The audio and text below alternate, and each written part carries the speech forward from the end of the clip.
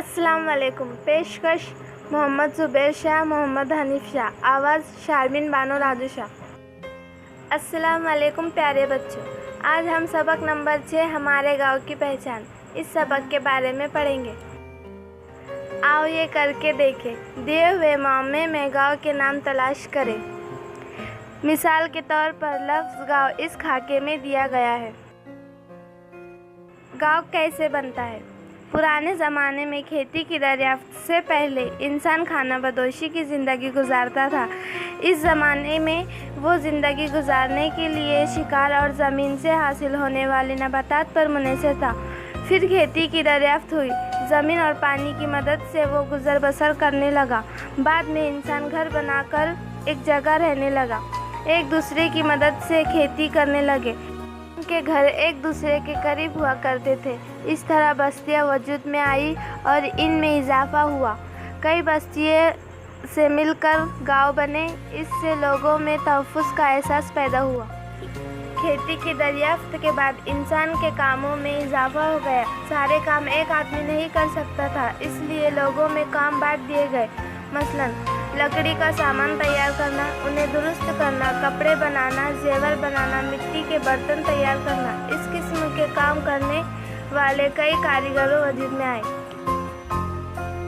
खेती के लिए किन औजारों की ज़रूरत पेश आती है? खेती के नए और पुराने औजारों के बारे में मालूमात हासिल करो। ज़राती अशिया की नुमाइश की सैर को जाओ। बताओ भला तुम्हारे गांव में कौन सी तारीखी चीज़ें और इमारतें हैं? गांव में गारे, मस्जिद, मंदिर, चर्च, यादगारें, किले, अजायब खाने वगैरह होते हैं। इन चीज़ों से गांव पहचाना जाता है। तारीख़ यादगारों से गांव की अहमियत का अंदाज़ा होता है। इससे गांव की तारीख़ को समझने में मदद मिलती है। यादगारें हमारी कीमती वर्सियाँ हैं। इस विरसा की हिफाजत करना हमारी जिम्मेदारी है।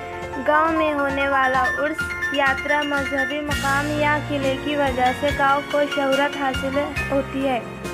मसलन रायगढ़ किला के सबब ज़िला रायगढ़ पहचाना जाता है। आओ ये करके देखें। नंबर 1, तुम्हारे गांव का नाम किस तरह वजूद में आया? अपने वालिदैन या उस्ताद से मालूम करो। नंबर 2, ऐसे गांव का नाम तलाश करो जिनमें शख्स, फूल, फल, दरख्त, जानदार, परिंदे, पानी के नाम शामिल हो और इन्हें लिखो। गांव के नामों की तरह रास्ते, चौक और बाज़ारों के भी नाम हुआ करते हैं। मालूम करो कि ये नाम किस तरह लिखे गए। मसलन नागपुर।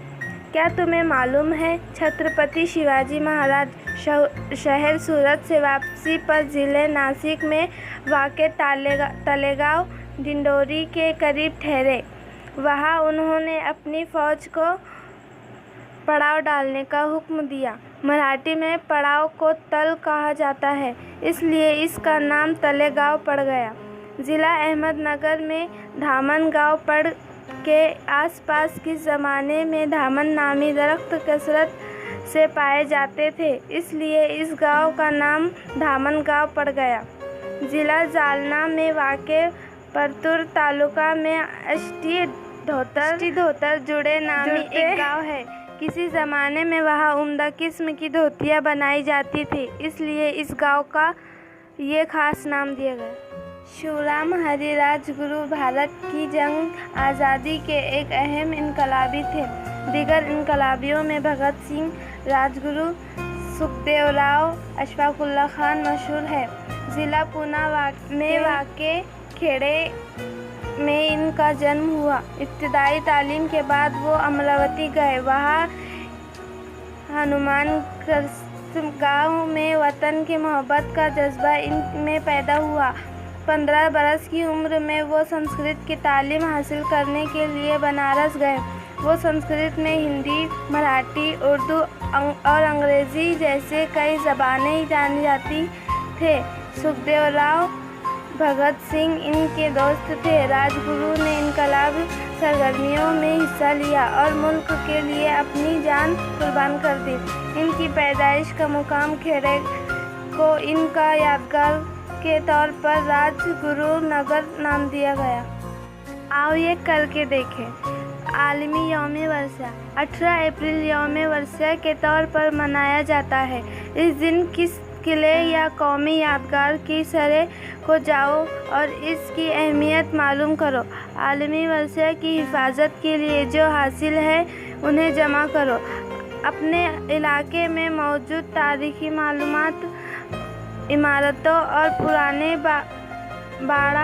باڑے کی تصویر جمع کرو اور انہیں نیچے دیے ہوئے چوکون میں چسپاں کرو۔ جس طرح کسی گاؤں کے قلعے یا تاریخی عمارت سے شہرت ملتی ہے، اس طرح اس علاقے کی فوجی، ادبی اور فنکاروں یا ان کارناموں کی وجہ سے بھی شہرت ملتی ہے۔ انہیں اپنے اسکول میں مدعا کر کے ان سے بات چیت کرو۔